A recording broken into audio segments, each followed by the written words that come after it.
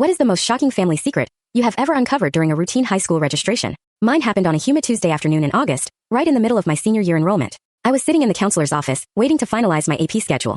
My mother was next to me, her hands hovering nervously over her purse. We needed my official birth certificate to finalize the state scholarship eligibility. When my mother finally pulled the document from her envelope and handed it to the registrar, her face went completely pale. The registrar frowned, looking back and forth between the paper and my school file.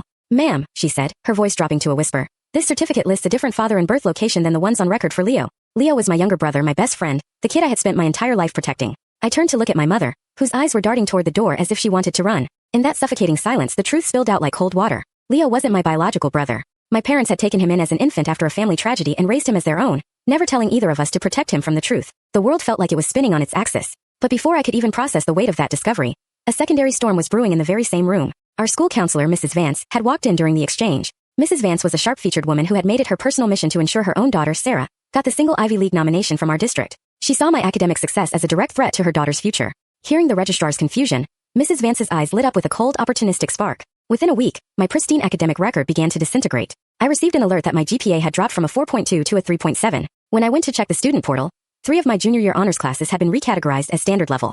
I scheduled an emergency meeting with Mrs. Vance, my heart hammering against my ribs as I walked into her office. "There must be a mistake with my transcripts," I said, trying to keep my voice steady. Mrs. Vance didn't even look up from her screen. She clicked her pen, a rhythmic, irritating sound. "No mistake, dear. Given the complications with your family's official documentation and residency status, we had to re-verify all out-of-district credits. Unfortunately, some of your honors classes didn't meet the transfer criteria." It was a blatant lie. I had attended the same school system since kindergarten. She was using the confusion over my family records as a smokescreen to sabotage my Ivy League applications and clear the path for Sarah. That night I sat at my desk, looking at Leo sleeping across the room. He didn't know about the secret yet, and I was determined to protect both him and my own future. I spent the next 3 days gathering evidence. I contacted the state education board to get certified copies of my curriculum. I dug through my older portal printouts, matching dates and class codes. But the smoking gun came when a sympathetic IT administrator at the school showed me the audit logs. The changes to my transcripts had been made manually from Mrs. Vance's personal account at 11:30 p.m. on a Sunday. Armed with the printouts and a detailed timeline, I bypassed Mrs. Vance entirely and requested a formal review with the principal and the district superintendent.